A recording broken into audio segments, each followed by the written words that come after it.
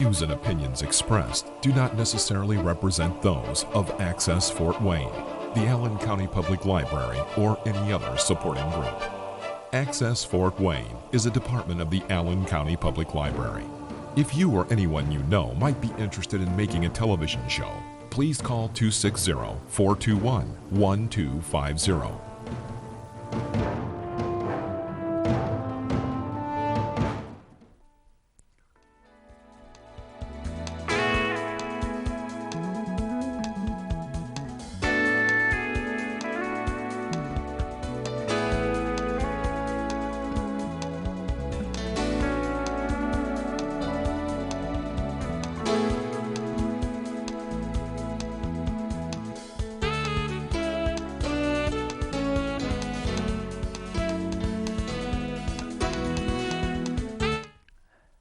Hi, Dr. Rudy Cashman. Welcome to the show. I think you will like this. I think it's going to be very interesting. And today's subject is breast cancer. Prevention is the cure. That is a great opportunity for you. Now, what I'm trying to say is that 50-70% of breast cancer could be prevented. Isn't that a wonderful thing? Most people don't know that. They think, well, it's in my genes, or I can't stop it from happening. It's an accident. Actually, that's not true. 50-70% of the time, through proper nutrition and exercise and proper testing, we can prevent the cancer happening in the first place. So let's get on the road. So let's have a little fun today. Like I said, the good news is you can prevent 50% of it. What's the incidence of breast cancer? Probably at least 250,000 a year occur. 40 plus die from it. Yeah. Mm-hmm. A lot of people today live a little bit longer. They can control the medications through proper nutrition and medication, but the death rate is still quite high. So I say to these organizations that raise money, for example, for breast cancer, and I see an organization in town, Vera Bradley, does it a lot, and they take every dime, as far as I know, and send it to Indianapolis. Well, I wish they would spend half here on teaching the population on how to avoid the disease in the first place. That's the cure. Instead of looking for one gene, gene research, actually I found out, interesting, and listen to this, breast cancer is determined by 30 to 100 different genes, and they'd have to invent a drug for each one of those genes, so you know that's not going to happen. Although along the way they might find a certain subset, one drug will cure it. So I think the research should go on. I just wish they would devote effort to preventing it in the first place. And they would avoid and cure people of a lot of other metabolic diseases on top of that, like diabetes, for example, which is a common cause of this condition. They did a study in Denmark, which was interesting. In Denmark, they studied genetic structure, would you believe this, of every citizen. They now know the genetic structure of every citizen. And then they studied adopted children. Mind you, a family adopts the children, and they looked at the family that gave the children up, and they found that the majority of cancer is responsive to the environment provided by the new family, not related, maybe only 5-10%, to the family they came from. Of course, that proves the environment is extremely important. Isn't that an interesting study? I mean, that's just fascinating. So kind of let's take advantage of that. So what's a cancer environment? When are you more likely to get it? The Western diet, type of food we're eating, too much sugar, too much bad fats, refined sugar, the booger and the hooker, okay, white flour, refined sugar, processed food, red meat, they have cancer factors in them, have bad fats in them, and bad omega-6 fats. Those are more likely to create an environment for cancer cells to grow. That's their food. That's what the cancer cells want, and they start going. Lack of exercise reduces cancer rates. Smoking increases cancer rates because it inflamed every cell in your body, causes vascular disease. Alcohol is highly related to breast cancer too, and fructose corn syrup, highly inflammatory also. So we'll review that many a time in terms of what causes cancer and what would help prevent it. So how important a screening test? You hear a lot about them, and women have mammographies, for example, starting, and there's some debate, starting at age 40 or age 50, and they begin to think now starting at age 50 because there's some risk to it. That's radiation. And guess what? You have increased rates of cancer if you apply X-ray to it. Yeah, cancer rates, breast cancer rates go up if you've been previously radiated. So that's, if you need to have that done, to be sure. But mammography is still generally used to screen people, and it picks up, about 60, 70% of the cancers. MRI scans are used. That's like magnetism. That's not exposure X-ray, so it's a bit safer. Should be used the first half of the menstrual cycle, and so it's related to the hormones in your gland. And there's some claustrophobia involved getting an MRI machine. I know I myself don't suffer from any illness, but I tell you I'm claustrophobic because I was locked in a closet as a child at my high school, and I just can't get over that. So for me to get an MRI machine, they have now open MRIs, which is helpful. And they can inject something that's called contrast. So MRIs are pretty good. I mean, it's very pretty sensitive, okay? And something is found, say on mammography, they catch 40% of the cancers. MRI, about 71%. Examination, they might catch about 20%. You should learn to self-examine. Someone should teach you, but it's an imperfect science to self-examine the breast, to look in the mirror and see if there's symmetrical hold of your hands and see if there's any dimples. And it's described in great detail in Dr. Susan Love's breast book, which I'll hold up later for you.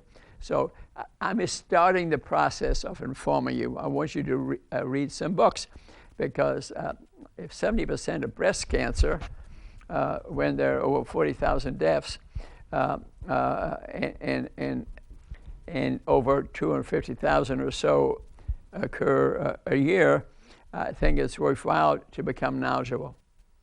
I want you to become knowledgeable. What I'm doing today is starting the process. This is not the last word, but you're going to learn a lot today. Okay? And so another one test that's used is called ultrasound.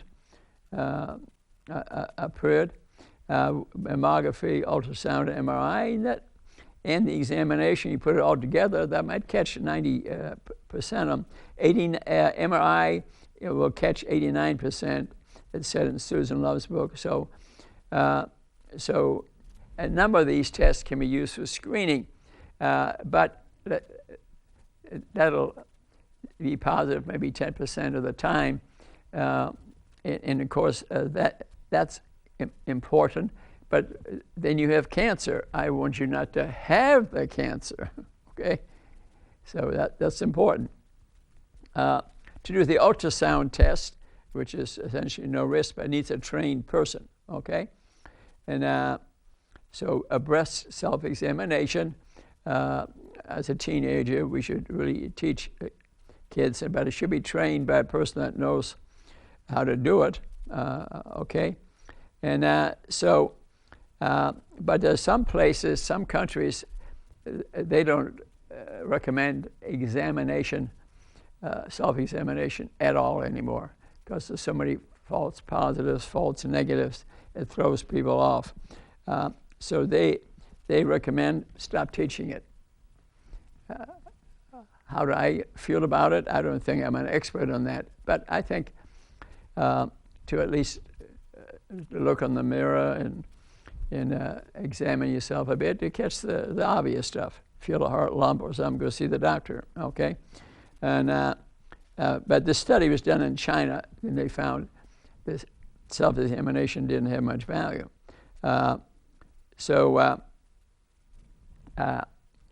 Most governments recommend that screening tests start at age 50, or say U.S. Age 40. But below age 40, I think that's where the self-examination, looking in the mirror, would have more value. At least it should be done yearly, self-examination at least, and maybe mammography every 2 years, they recommend. But remember, there's some X-ray exposure there, and if you have it done year after year, that could accumulate. Could you induce a cancer by doing that? Well, makes you wonder, doesn't it? And some people don't recommend a mammogram below age 50 period.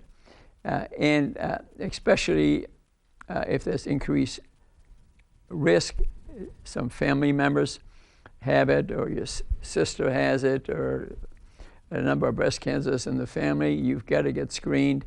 You've got to get examination, and it's important. And if you had that, I think I'd do genetic testing, where they check your genes, because we'll speak more about that later. Do you have the BRCA gene, BRCA gene, which increases the possibility of cancer? Then I think it costs money. Genetic testing, $300 to $5,000, depending on how detailed that you get. But genetic testing has increasing value as time has gone on. And so let's talk about the physiology of estrogen, female hormone. Males have some estrogen too. So men get breast cancer too at a much lower rate. But we have breasts, okay? We have breasts, but at a much lesser rate than females. But it does occur. So you feel a big lump sticking out, and you're a man, think of breast cancer. So the length of time, see, estrogen will hit the receptors on your breast cells and can induce them to be carcinogenic. So the length of time that you are exposed to estrogen when you start menstruating, for example, whether it's age 12 or 13 or age 8, can make a large difference. And you go through the menopause later, you've been exposed to estrogen for a long period of time, and breast cancer rates go up.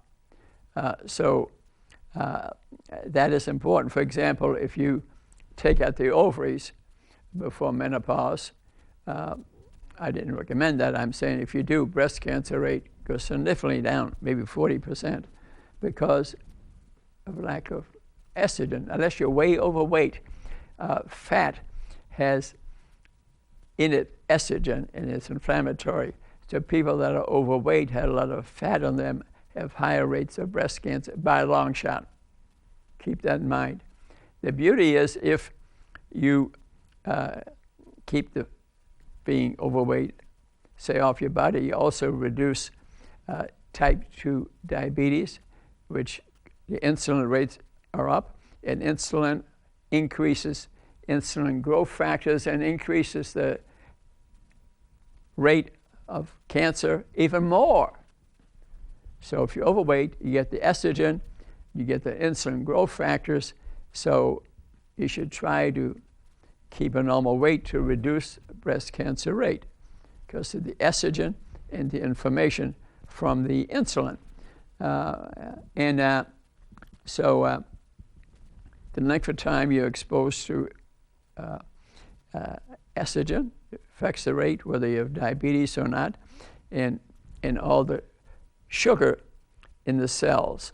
If you take a human cell, or say a breast cell, or any cell in the body, frankly, if it has more sugar in it, because you're diabetic, you have more sugar in it, the cancer cells have increased growth rates because they use sugar as energy. It takes 3 molecules of sugar to make 1 ATP of energy, okay? That's called the Warburg effect. Otto Warburg lived in the 1930s in Germany, and he is the one who discovered metabolism of the cells, and he found the Warburg effect, where it takes 13 sugar molecules to make 1 ADP. What's interesting is with all the viral infections we're seeing now, COVID-19, guess what? Viruses do not have their own metabolic system. The virus needs to enter the cell and use the sugar in the cell and the fatty acids in the cell. Fatty acids are made from sugar for energy, and then it multiplies and gets bigger, forms strong membranes around it, and leaves the cell to promote the pandemic. So that's also the Warburg effect. Yeah, he was in Germany, and a Jewish person, unfortunately, and he got the Nobel Prize for Medicine twice. Hitler let him have it only once. But let's face it, that Warburg, we owe him a lot. And then they switched sort of in 1954 to the genetic theory of cancer. They kind of forgot about Warburg and found out now that breast cancer, most breast cancer, more than 1 gene, maybe 100 genes. So because they thought they would discover 1 gene, 1 drug, and breast cancer is gone. It's not the case. That's not that certain cancers, it takes only 1 gene, but they're not common, okay? There's so many different types of breast cancer. Even in a human being, in their body, they may have different types themselves. So the answers may be multiple. Remember I said different genetic structure. So if you remove the ovaries, say before menopause, breast cancer rates drop dramatically, but estrogen does many other things in the body. So you would say probably wouldn't have that done unless there's a very high genetic incidence or every other woman in your family has it. Put it on the list, but you get to be informed. So I would read Susan Love's book. Another one I have, the Mayo Clinic Cancer book, the Mayo Clinic Breast Cancer book. I have that here too. I do a lot of reading and talk to a number of specialists, not just one, because that has significance if you take your ovaries out. So the ovaries and the breast, the uterus, fallopian tubes are affected by many different hormones, okay? It starts with the pituitary gland at the base of your brain. It sends follicle-stimulating hormone to the ovaries. Estrogen is produced. If you don't have estrogen too, you have more osteoporosis. So if you take the ovaries out, you're more likely to break your bones, okay? And it affects sodium metabolism. Your good cholesterol, HDL, increases. Your triglycerides increase also. So vascular disease, you get your ovaries out, vascular disease would increase. More sodium, more triglycerides. And so estrogen, starting at age 30, slowly goes down till menopause when it's mostly gone. And then the body does need some estrogen, but it switches to estrogen made by fat called estradiol and by the adrenal gland. But the fat is most of the, but the estrogen is different, estradiol, and that's why breast cancer rate increase after age 50. 80% of breast cancer is after age 50. It's because a lot of them are dependent on hormones. Okay, something to remember. Lack of exercise increases estrogen, increases breast cancer. Okay, and then low fiber foods increase estrogen. Okay, foods without fiber, eating a lot of pure sugar. Sugar's the booger and the hooker. Okay, and alcohol causes secretion of estrogen, and has a lot of effect on the liver, increased cancer rates, and incidentally, 75% of uterine cancer of uterus, 75% is related to being overweight. 75%. Isn't that interesting? That is confirmed in many books, so I know that's true. You know, it's very interesting because I'll be speaking, about exercise and stress reduction, type of food you're eating. In medicine, there is what's called epigenetics upon your genes. We have the DNA, which directs the RNA to send a message as to what to develop or grow in your body, okay? At the end of those chromosomes that do that, what are called telomeres. Telomeres, okay? And when you're born, only 2 to 5% of your genetic script is written. 2 or 5%, that's it. Yes. And that's related to your father and mother, their genetic structure, and the grandparents, and what the mother did while you were in the uterus. Was she smoking? Was she drinking alcohol? What food was she eating? All affect the genetic script of the child, but only about 5%. The rest of the genetic script is to be written. What an opportunity that is, but you got to feed the child the right food, for example. Are you feeding them breast milk, which generally is very healthy if the mother is eating healthy food, versus giving them the wrong food, giving them cow milk, for example. I've studied milk. Okay, we have 5,400 mammals. Okay, cow's milk is meant for baby cows. Their carbohydrates, their fats, their proteins are totally different from the next animal.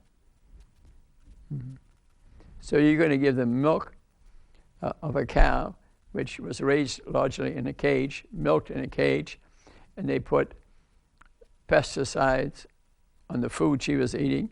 They were getting hormones to make her grow, because if they can make the mammograms of the cow grow, it can produce 10 times as much milk. Yes. And those hormones they gave her, if your child or you drink the milk, guess what? You're getting those hormones too. Increases breast cancer rates. Increase growth hormones. So the cells that you have when a cancer is starting and you're drinking growth hormones, guess what's going to happen? Increased rates of cancer. So cow's milk is another health food. Read a book by Joe Keon, Joe, Whitewash. Read that book. If you drink milk again, you didn't read the book. I read that book. I mean, I might drink pea milk or almond milk, but cow's milk. Let me give you an example. In the zoo, if you give the milk of an animal in the next cage that's different species than the one here, and you give that milk to this animal, that animal will die that you gave the milk to. We humans, we live a little longer, but yeah. So every veterinarian knows we don't give the milk to that one. Asians don't have the enzyme to break down lactose, for example, in milk, and they don't drink milk at all. 75% of blacks don't have the enzyme to break down the sugar, galactose in milk, and most whites lose the ability to digest it at age 4. So nature designed it that way. You don't eat milk after age 4. Okay, so how we use your fingers, okay, your forks, okay, and your knives. It depends a great deal on how healthy you're going to be, okay, because you're writing your genetic script. 95% of the script is blank. So what you eat, what you drink, how you exercise, how stressful you are, is writing the genetic script that will determine your future, okay? So you hear a lot about BRCA genes, breast cancer genes, okay? We all have them. We all need them, men and women. So you hear about BRCA1, BRCA2. That's about, they are used to repair mistakes in your DNA that occur every day. We make cancer cells every day. Our immunity is so good, it kills them. Every day we make some cancer cells, okay? So you're dependent on the BRCA gene, men and women, young and old. But some of these BRCA genes have mistakes in them. They're ineffective, some of them. And if you have those, you're not getting the final inspection of your genes before they start duplicating. Yeah. And increased rates of cancer occur. About 2 or 3% of the people have a mutated abnormal BRCA gene, 2 or 3%, and by about 80 years old, about 80% of them have had breast cancer or some other cancer, unless they have good health habits. So it's not automatic. Depends what they do on the road. Are they eating the right food? Are they exercising properly? Are they doing stress reduction, for example? The BRCA genes have actually 700 different mutations, but it's the BRCA1 and 2 are the critical ones.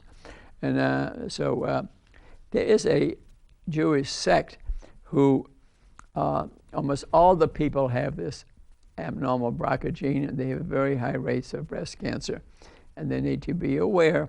But if they eat right, they exercise properly, and they don't have alcohol, and they don't smoke cigarettes, and avoid sugar, their odds of expressing this and getting cancer goes down. So they must be very aware of that. Okay. Charles de Gaulle, a general in France around the Second World War, he was seeing so much breast cancer that he did a national study of breast cancer. And you know what he decided? It's a disease of rich people. Why? Well, rich people after the war could afford sugary foods. The rest of the population couldn't afford it. I think would be part of the reason. And they had a lot of stress too. Obviously, it was a stressful time. Interesting study. So the World Health Organization also did a study. They found 80% of cancer, all cancers, especially breast cancer, was lifestyle. Type of food, stress, how much they weighed. Although I like to say that people call the trophies thin on the outside, fat on the inside. That fat is in their liver and in their gut and around their organs. They may look fine, but still they have about 20% of people who are thin still have increased rates of cancer. So you need to run glucose tolerance test and insulin tolerance test. Then you know whether you're type 2 diabetic, which have much higher rates of cancer. has a good clue for you. And so sugar is a cancer feeder, and I told you that about Otto Warburg. Cancer needs 13 molecules of sugar to make ATP to create energy, okay? And viruses that are killing us right now do the same thing. The virus has no metabolic system and just robs sugar we have in our body and fatty acids and reproduces. And the process is called fermentation, where you have to have some anaerobic metabolism, no oxygen, but then it switches to aerobic, where you need oxygen also, a metabolism.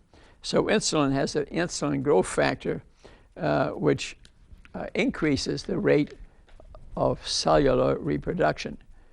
So to avoid diabetes, because that's where the insulin level is up, is not a good idea. So let's talk a little more about breast cancer prevention, because that's what the show is all about. Okay, and so after menopause, we have a different estrogen. Remember I said estradiol, which is obesity related, and adrenaline also makes it a hormone. Not as much, but it makes part of it. So also most things you did when you were younger, good health habits, pay off here, because you get a different genetic script. Remember, you're writing your genetic script at all times. So ovarian estrogen decreases after menopause. We mentioned that before. And as estradiol is coming from the fat in the adrenal gland. So body fat and stress, the adrenal, are very important things to address. And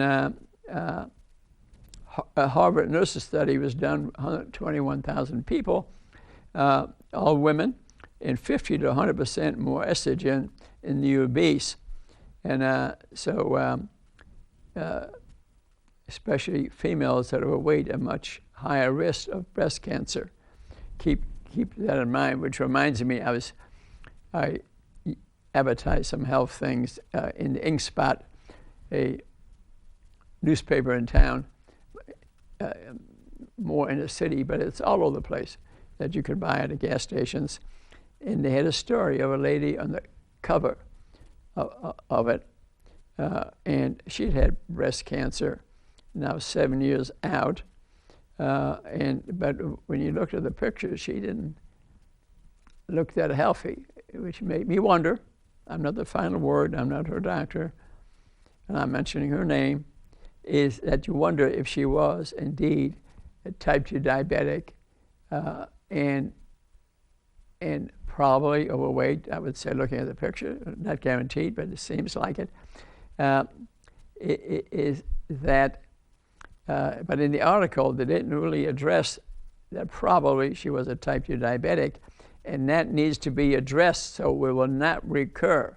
We love her, and we don't want her for breast cancer to come back. She's gone 7 years, but the soil that she still probably has is fertile for breast cancer to recur, and we don't want that to happen. That's why I'm here, to prevent these things. And so exercise after menopause becomes even more important. And what I particularly like is slow, fast walking. Kind of slow, about 20 steps is what I do. Then I go fast for 20 steps and then slow for 20 steps. I think it's a good way to exercise, but exercise will not solve this problem completely. It's part of it. It's relaxing. It takes a little bit of stress away. You won't eat bad food. You might not eat as much sugar because sugar is like eating cocaine. Yeah, it's like eating cocaine. And we already spoke about milk. Two friends of mine who are doctors, they call milk liquid meat. That's liquid meat. Mm-hmm. Interesting. Read Joe Keon's book, Make Up Your Own Mind. Make Up Your Own Mind. But it's a frightening book. The government supports that giving milk to little children and stuff. And I must say, that's lobbying money from the milk industry, actually. And you see it somewhat for impoverished people who come there to get some food, something to drink, and the government is paying for that. I don't blame the people, they don't know. But that's the reason I just have to speak up. And the government gives extra benefits besides providing the milk. They have other benefits too. What are they doing? Killing the people. Mm-hmm. Yeah, I'll say it. I will say it. So if this is happening to you, at least read Joe Keon's book, Make Up Your Own Mind. Make Up Your Own Mind. But I will get that off my conscience. And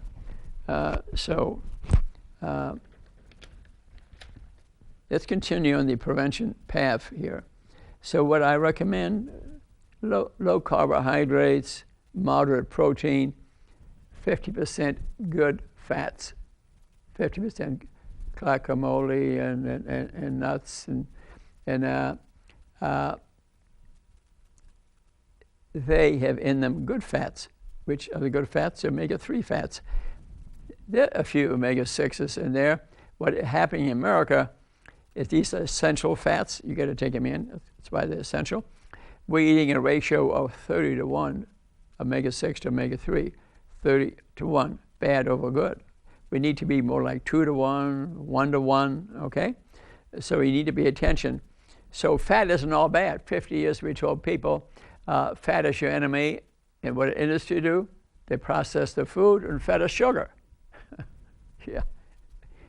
It was a scam. It was government money that did it, lobbying the Sugar Association, which was a creation of industry, not really the people, or industry, lobbying money, congressmen, and it's still, it will never change. There's money involved. You have to participate in your health care. You got to read some of the books I recommend.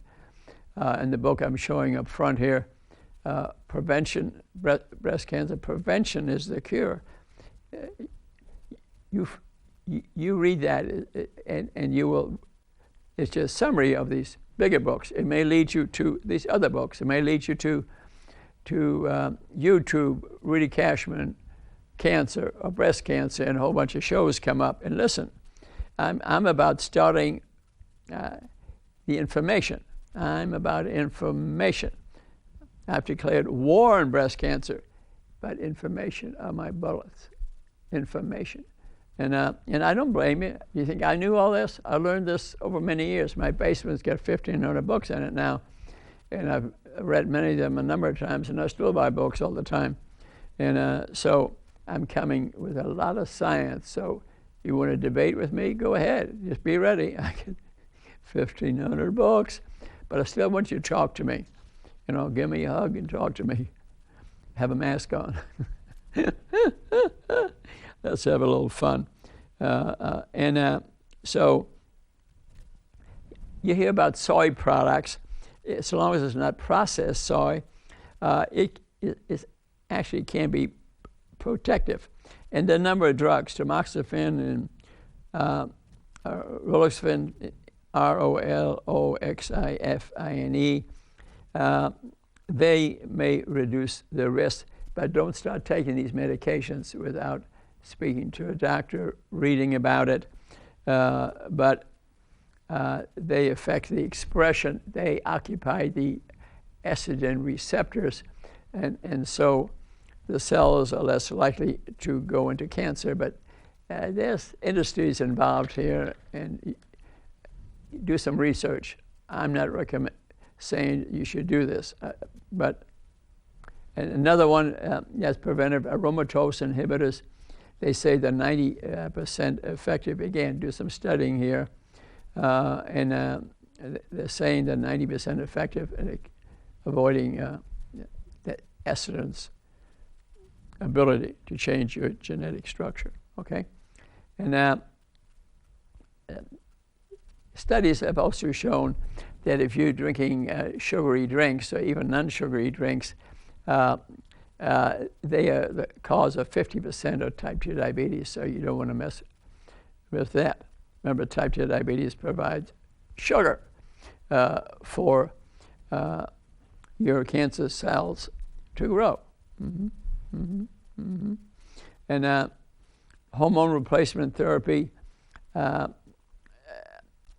they do have side effects, and I wouldn't do any of that. Matter of fact, it's not recommended in these books I'm reading here. So avoid omega-6 fats. We talk about that. Those are the inflammatory fats, but you need a few, okay? Because your brain, the membranes of your brain cells are omega-6s. So you need some, but it should be limited, okay? So get omega-3 back in your diet, good fats, okay? Low-fat diet is not the answer. Low-sugar diet is the answer, okay? And how can you get some omega-3s? Olive oil will be an example. Use that on your salad dressing. Increase fruit and vegetables, okay?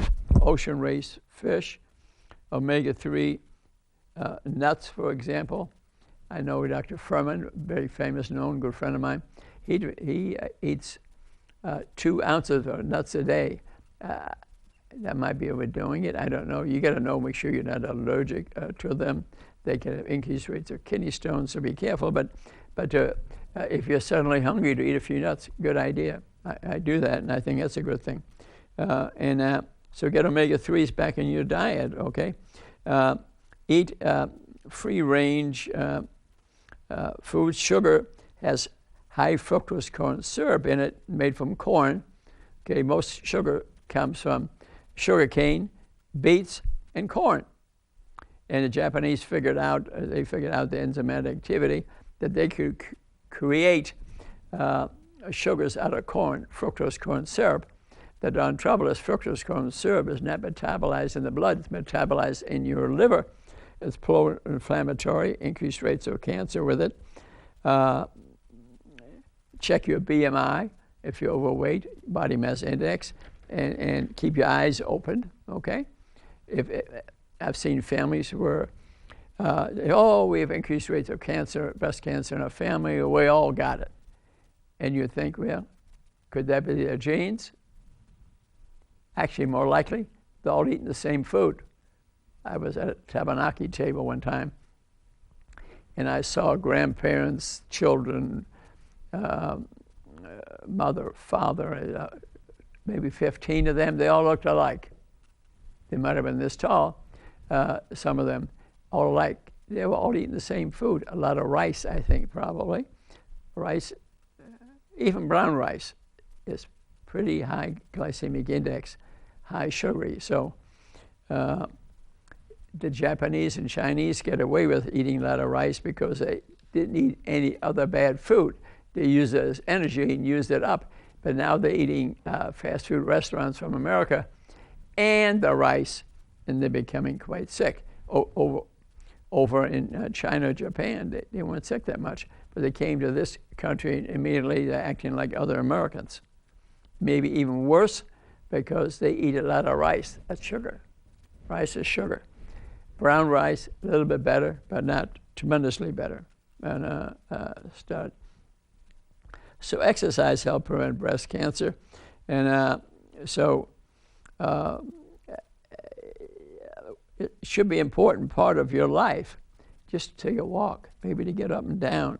It lowers the estrogen level, and I think it's quite important. And here's 10 more recommendations by some organizations, the ALCR, the WCRF Association. Be as lean as possible, okay? Physically active 30 minutes a day. I think walking would be good enough. Tap dance like me. And avoid sugary drinks. Eat low energy foods, so you don't want a lot of sugar in them or a lot of fat in them. Eat more vegetables, fruits, whole grains, beans, whole grains would have a lot of fiber, and the fiber, maybe half of what you're eating won't be absorbed because of the fiber in it. Okay, limit consumption of red meats, processed meats. Okay, and limit all alcohol. You used to say you could drink a glass of wine 3 days a week. It's fine. I hate to tell you that they've now found out all alcohol should be off limits. Mm-hmm. Especially if there's any history of breast cancer in your family. Because so you even have a drink of wine, you're increasing your risk for breast cancer 3%. Mm-hmm. Studies have shown that. Yeah, studies have shown that.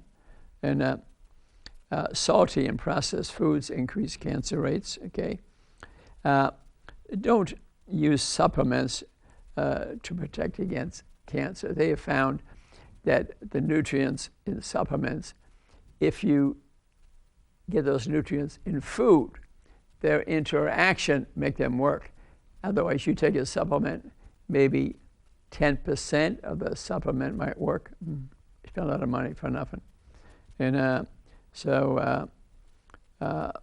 the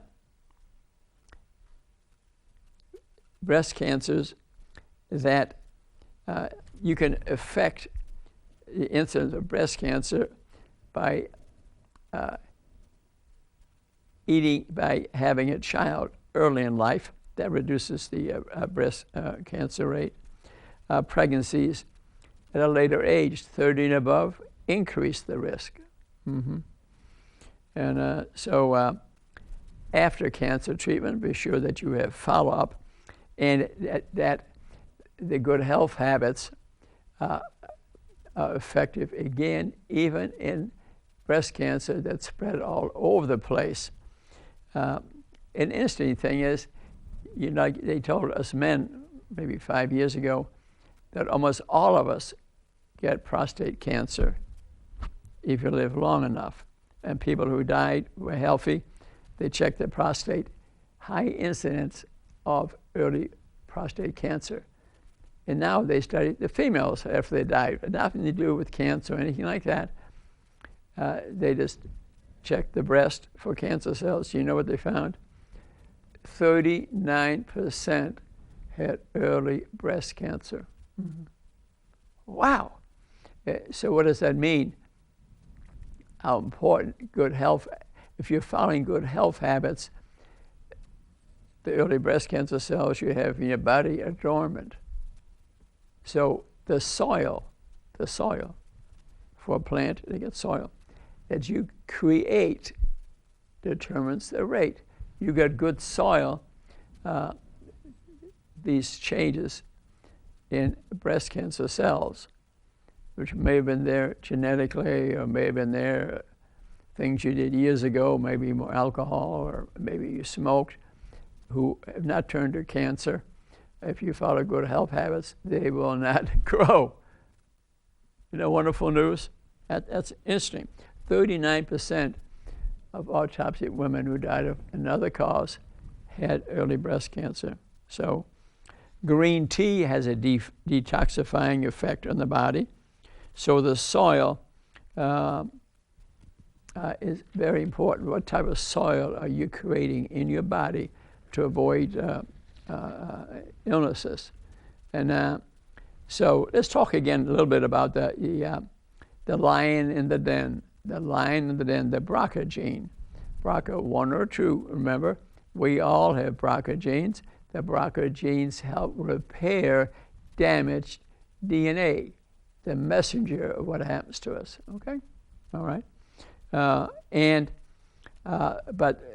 2 or 3% have and can be partly genetic, can have the BRCA 1 or 2 or both of those genes, okay? So if you have both genes and they have been damaged, mutated, you increase the risk. Remember, if you live long enough, 80% of them will, somewhere on the line, have breast cancer unless you do something about it. So what things could you do? Some people consider having both breasts removed. Mm-hmm. That's not 100% curative, but it's a big step. But then again, when you recently read about a movie star, beautiful movie star, who had both breasts removed because of the incidents. I mean, that's a big decision to have something like that done. Read many books, look at websites, see many people. Don't just, well, I have it done. You may regret that, and then you can't put them back on. You can use artificial things, but that may not be without problems. They can get infected, for example. But if the breasts are removed, so uterine cancer, ovarian cancer, pancreatic cancer rates go down. So oral contraceptives, incidentally, increase the risk of ovarian and breast cancer. Again, hormones at work here, okay? So you take contraceptives, you have decreased, obviously, estrogen, maybe progesterone, decreased ovarian and breast cancer risk. And so 80% of the females who have the BRCA gene will get breast cancer if they live long enough, and 40% will get ovarian cancer. And that can even be more brutal because it's usually when they diagnose that, it's fairly advanced, okay? The rates increase, incidentally, after age 51. That's the average age at diagnosis. The rate starts increasing at age 40. So most of these cancers occur later in life, okay? And remember, we talked a little bit about gene testing, but no family history and you're feeling fine. Gene testing, since the BRCA gene is not that common, I'm not sure I'd get it, but they have genetic counselors. They know the details. You can probably see them online or on Zoom or see them in the office, and the decisions you have to make.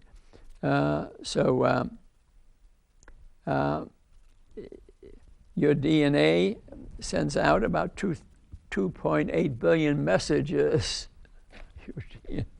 Yeah, but it's only 2% of your genetic backbone, so you can, by your habits, have tremendous influence on your own DNA by good habits, okay? And cancer rates are increased because when we metabolize sugar, at the beginning of metabolism, most of it's without oxygen. It's anaerobic. It's called fermentation. And it will take 13 molecules of sugar to make 1 ATP. That's the early part. If you study metabolism of sugar and fats, you can pull it up online. I have a beautiful book at home that describes it in terms of exercise, for example. And that's called the Warburg effect, okay? And so when you're eating phytochemicals, foods of color, largely, remember I recommend that, and fruit and good fats, and moderate protein. And the reason for these phytochemicals, these molecules, are of value to you because plants are made of them, because those phytochemicals in the plants fought the viruses, the bacteria, and the funguses. They're used to going to war. Mm-hmm. So when you eat them, they go to war in your body and fight off disease. Isn't that interesting? Yeah. So plants, foods of color, and incidentally, mushrooms and onions are full of phytochemicals. The onions don't have color, but they're extremely healthy. If a woman wants to avoid breast cancer, they have one mushroom, a healthy one, and a good slice of onion a day will keep the doctor away, reduce cancer rates 40%. It's been studied. Dr. Joel Fuhrman speaks a lot about that. It's in his book. And then we have, hereditary breast cancer, where it's running more commonly in the family. Sometimes it's hard to tell. Suppose your sister has breast cancer. That increases your rate about 13%, okay? Does she have the BRCA gene? 1 or 2 increases it further. So breast cancer itself is polygenetic, 30 or more genes themselves. So Van Bradley takes all the money and gives it for research at IU. It'll be a long time before they come up with some big answer, because it takes 30 to 100 genes to determine breast cancer. No doubt they may find a little subsection where one drug will cure it, so I'm glad they do that. But they should teach prevention at the same time. And as far as I know, at least I read the paper almost every day. I read books all the time. I've not seen that they're doing that. I don't know the reason. I'm just saying, I hope they join my army, because I don't want you to have breast cancer. Excuse my passion, but lives are at stake. And as I already mentioned, autopsies revealed 39% of females had breast cancer, which didn't present itself while they were alive, okay? So what you want is first-class immunity, okay? And we make some cancer cells every day. I mentioned that already. Our immune system is attacking it. So immunity is very important. Our Army, our Navy, our Marines, our Air Force is our immunity. And we need to strengthen that, okay? So mutations may have started at birth, what you were feeding the infant, what you were eating when the child was in the uterus, what your genetic structure is. So to eat green vegetables, broccoli, cabbage, kale, cauliflower, turnips, known as cruciferous vegetables. They have enzyme ITCs, which are the enzymes. They're very powerful. They're cancer fighters, okay? That's your army. Good food is your army. Then we have cruciferous vegetables, arugula, bok choy, broccoli, Brussels sprouts, cabbage, cauliflower, collards, horseradish, kale, kohlrabi, mustard greens, red cabbage, rutabagas, turnips, watercress, and radishes, mushrooms, and onions. You getting the idea? Nutrient-dense food, because those enzymes are used to fighting off viruses, bacteria, funguses, abnormalities that occur in plants. You can bring them to your body, and they will do the same thing for you. So what have I tried to do here today? I showed you this book right here, Prevention is the Cure. I encourage you to read Dr. Susan Love's breast book, okay? It'll take you a few nights, but it's a good reference book, especially if you're going to have something done. I just want you to know I'm coming from science. Then the Mayo Clinic breast cancer book, read that, also very thick. You can just read certain chapters. All my information came out of there, and my own information a little bit. And don't forget a PowerPoint that I did together years ago, The Mind, Body, and Cancer, to what stress can do to you. If you want a copy, come to the Three Rivers Pharmacy where I am on Friday. I'll give you a copy. I'll print it out for you. I don't have time to go through that, but how you think has, because of stress, has tremendous effect on your cancer rates.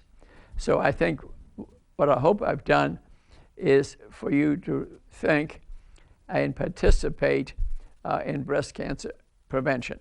It can be done. We can avoid 70% of it, considering it'll cut 20, 30 years off your life. It'll disfigure you. Your children and husband will be without you, but remember, men get it too. That can be avoided the majority of the time. Don't be blind, be open-minded. You can see me for free at the Three Rivers Pharmacy on Fridays, 373-1083. I mean, what do you want? The only reason, what do you want? I mean, I'm trying to help you, care about you, I love you. And I would say, namaste, and I'm a doctor supposed to help people. This is what I'm trying to do.